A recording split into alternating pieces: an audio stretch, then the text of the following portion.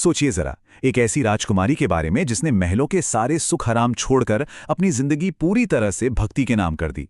जी हां, आज हम बात करेंगे 15वीं सदी की मीराबाई की, जिनकी कहानी प्रेम, बगावत और अटूट विश्वास का एक जबरदस्त प्रतीक है। तो चलिए उनकी इस अनोखी यात्रा को और करीब से जानते हैं। अच्छा, इस पूरी कहानी की शुरुआत होती है एक बहुत ही मासूम से सवाल से। सिर्फ 4 साल की उम्र में घर के बाहर से एक बारात को गुजरते देख छोटी सी मीरा ने अपनी माँ से पूछा, माँ, मेरा दूल्हा कौन है?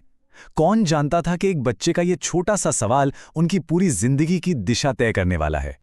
मीरा का जन्म 1498 में राजस्थान के एक राजघराने में हुआ था, लेकिन महलों की वो शानो शौकत उन्हें कभी अपनी ओर खींच नहीं पाई।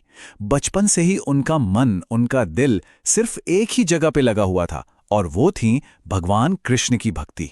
उनके लिए तो कृष्ण ही सब कुछ थे, उनकी पूरी दुनिया बस उन्हीं के इर्द गिर्द घूमती थी। तो जब मीरा ने वो सवाल पूछा तो उनकी माँ ने बस खेल खेल में ही कृष्ण की मूर्ति की तरफ इशारा कर दिया और कह दिया, यही श्री कृष्ण तुम्हारे पति हैं।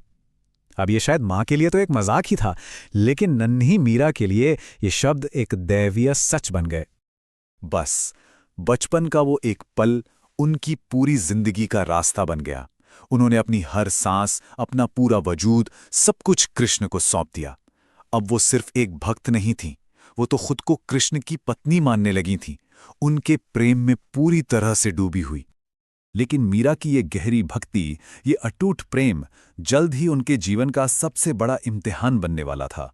तो आइए देखते हैं कि जब उनकी शादी एक राजकुमार से हुई तो राजधर्म और भक्ति के बीच ये टकराव किस तरह से सामने आया। तो मीरा की शादी हुई मेवाड़ के राजकुमार भोजराज से, और ये स्लाइड उनके जीवन की कश्मकश को बिल्कुल साफ दिखाती है। देखिए, एक तरफ वो एक रानी थी जिन्हें महल के कर्तव्य निभाने थे, नियमों में बंधकर रहना था, लेकिन दूसरी तरफ उनका दिल तो बस कृष्ण के लिए धड़कता था। वो तो बस संतों के साथ बैठकर भजन गाना चाहती थी। महल की उन ऊंची दीवारों के अंदर भी मीरा के लिए क्या जरूरी था, ये बिल्कुल साफ था। उन्होंने अपने एक बहुत मशहूर भजन में गाया भी है, पायो जी मैंने राम रतन धन पायो। मतलब उनके लिए भगवान के नाम का जो खजाना था ना, वो किसी भी दुनियावी धन दौलत से कहीं ज्यादा, बहुत ज्यादा कीमती था। उनके पति राजकुमार भोजराज उनकी भक्ति को समझते थे और उसका सम्मान भी करते थे, पर अफसोस उनके निधन के बाद सब कुछ बदल गया। उनके ससुराल वालों को लगने लगा कि मीरा की ये भक्ति शाही परिवार की इज्जत पर एक दाग है, और इससे रोकने के लिए उन्होंने बहुत कठोर कदम उठाए। उनकी भक्ति को खत्म करने के लिए हद तो तब हो गई जब उनकी जान लेने की कोशिशें हुईं। पहले उन्हें जहर का प्याला पीने पर मजबूर किया गया, और जब वो भी काम नहीं आया तो उन्हें फूलों की टोकरी के धोखे में एक जहरीला सांप भेजा गया। लेकिन हर बार कुछ ऐसा हुआ जिसकी किसी ने कल्पना भी नहीं की थी। कहते हैं कि कृष्ण की कृपा से वो जहर भी अमृत बन गया, और जब मीरा ने वो टोकरी खोली तो जहरीला सांप फूलों की एक खूबसूरत माला में बदल चुका था।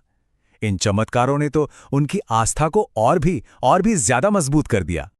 मौत को इतने करीब से देखने के बाद भी मीरा का विश्वास जरा भी नहीं डगमगाया, बल्कि उन्होंने तो पूरी दुनिया के सामने ऐलान कर दिया, मेरे तो गिरधर गोपाल दूसरों न कोई। यह सिर्फ एक भजन की पंक्ति नहीं थी, ये तो उनकी आजादी और उनके अटूट प्रेम का ऐलान था।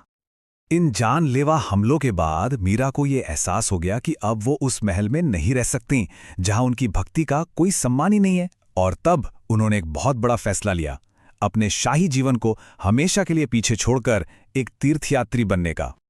ये स्लाइड उनकी उसी आध्यात्मिक यात्रा को दिखाती है। उन्होंने मेवाड़ के सारे बंधन तोड़ दिए और एक साधारण तीर्थयात्री बन गईं। वो पैदल ही कृष्ण की भूमि वृंदावन गईं और आखिर में द्वारका पहुंचीं, जहां उन्होंने अपनी जिंदगी के आखिरी पल गुजारे। अपनी इस यात्रा में उन्होंने अपने भजनों के जरिए लोगों को प्रेम का एक नया रास्ता दिखाया। देखिए, उनके लिए भक्ति सिर्फ कोई पूजा पाठ या रस्म नहीं थी, ये तो आत्मा का सीधे परमात्मा से जुड़ना था। एक ऐसा प्यार जो किसी भी तरह के लालच, भेदभाव और दुनियावी मोह माया से बिल्कुल आज़ाद हो। और अब हम पहुंचते हैं उनकी कहानी के आखिरी और सबसे रहस्यमयी अध्याय पर। चलिए देखते हैं कि मीराबाई की विरासत आज भी हमें किस तरह से प्रेरणा देती है। मीरा की कहानी का अंत भी उनके जीवन की तरह ही चमत्कारी माना जाता है, कहते हैं कि द्वारका के मंदिर में कृष्ण के भजन गाते गाते उनका शरीर एक दिव्य रोशनी में बदल गया और वो हमेशा के लिए भगवान कृष्ण की मूर्ति में समा गईं। आत्मा और परमात्मा का वो आखिरी महामिलन था। तो मीराबाई की ये अमर कहानी हमें क्या सिखाती है?